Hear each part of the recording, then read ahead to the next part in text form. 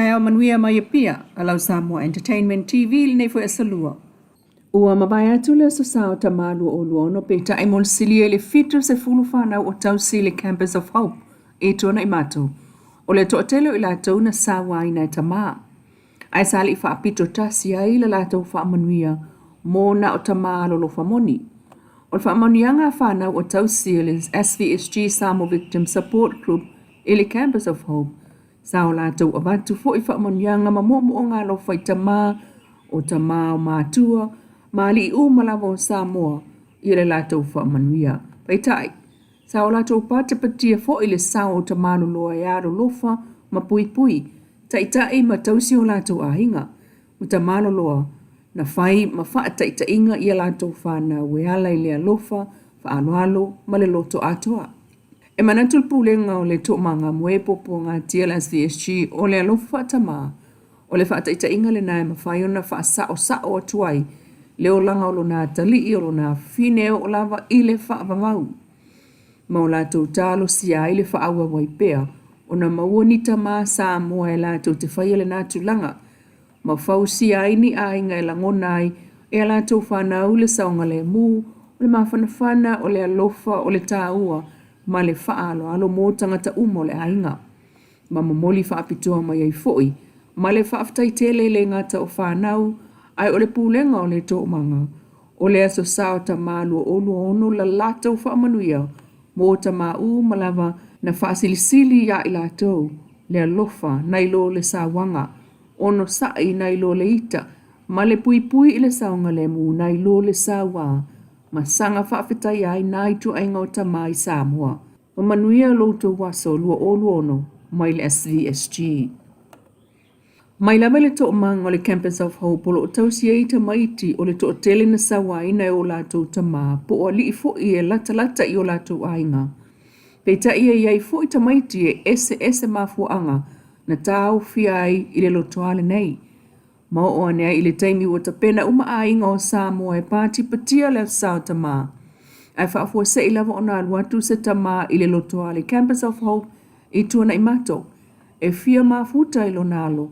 O lo tausia i totonu. O ina ana moli mawina i le lo loto le langona o lea fo i ta maititi e fia va ai ma fia fusi atu i lona tama e pe una whai ai la feo fo inga fusinga i lea taimi. I totonu le loto a leo le SVSG po le Campus of Hope ese lava mafo anga o le amatua i o whana o lo tausia ai. Ai loa ngau fia lava fo i le pulengo le to manga po le SVSG le taimi wa lua tuai le tamai fia pui ma wha amalo si au ilo nalo ma iai le mana onga e maua e lana whanau se lumana e manuia. Ma ave ai fo ile nea sao tamalu olu ono e amana i ai tama o lo tausi ma tutu wha atasi ma tina ma lato whanau. Ua wha asili ia i lato le wha alo na ilo le sawanga o le whetau sia i na ilo le wha amatau ma malama le lei o le malo si moni lava e maua mai le moni o le alofa, ma le tausi wha maoni. Ini sir Tala tuli loa, ele o whai ese tangi al whaipule whirwhiria sa whatalua whaasanga le matai o lo nei tū malo o tangi whaasanga i a teia. Vanga na ile a waturan tal sanga al whaamsinonga i whaalea o ngā ile tangi, a le leua sua tongi aso, matali atua i ana tua inga. Mata uela na loa ia, Miss Mira Lui, e tu stala ina ofisilingia, ele ese tangi whaasanga ile matai o le tū malo na tangi. O lo tua ia le leua tu ia pai po le toa le taimilen tu whai tupe o lo nei tu malo. O na whape o le vaitau o le palo tala i titi le na tu whai. O tua ia le whai pule le whaatau sena. I tala wha awau le ana o tātou fisilingi ai. Le li i profesa o le fōmai o le whaia o ngā o le tuspa ia. Le sunga le whaafenga inga ia upolu luma wa ai. Sona ia fo i whina ngalo. Whaatatau i whi naunga o whaia nei oa po o minerale. O ile aliti tai o Samuel Pacifica, po ai tonu e yaile aia, po le whaai unga i Samuel la lata i manua. Sao no le whawhenga inga le li whaiaonga. O lo whinau mai Amerika o lato e yaile aia o Samalienga na whai. O le taimile nei, o lo whaisuesu e ngalo ia male e kalesia, po o whea o yai Samalienga tusia, e yaile aia Amerika ili o ngā Samia.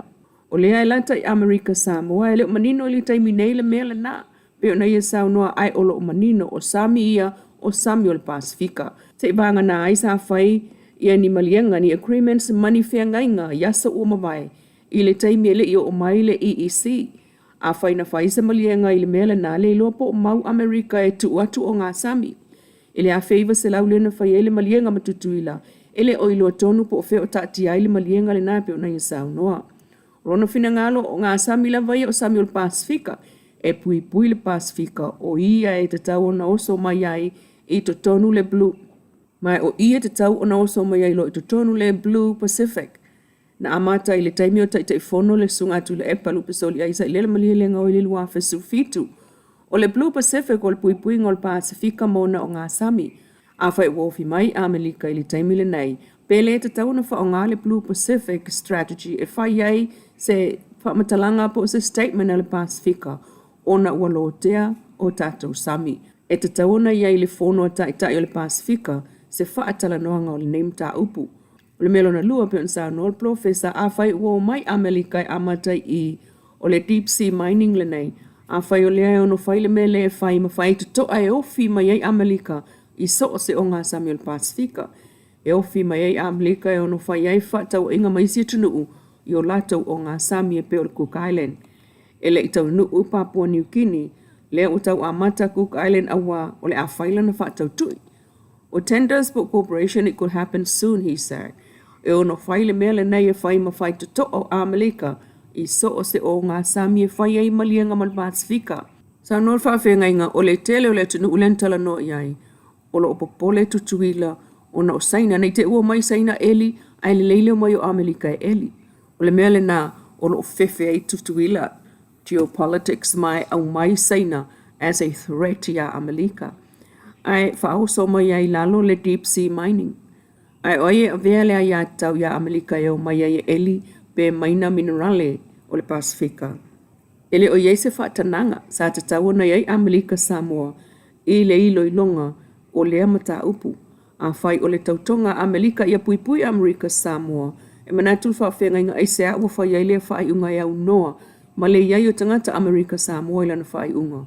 Mai o nisi fui na ofisili. Lo tu le pea i tātou tala o iluma le whaatalanoanga ma le li professor le sunga upolu luma ma ai. Tala nao nei tai au mai e pia lau Samoa Entertainment TV tulilo mai tala yo Vaifanua le fiafia nanei.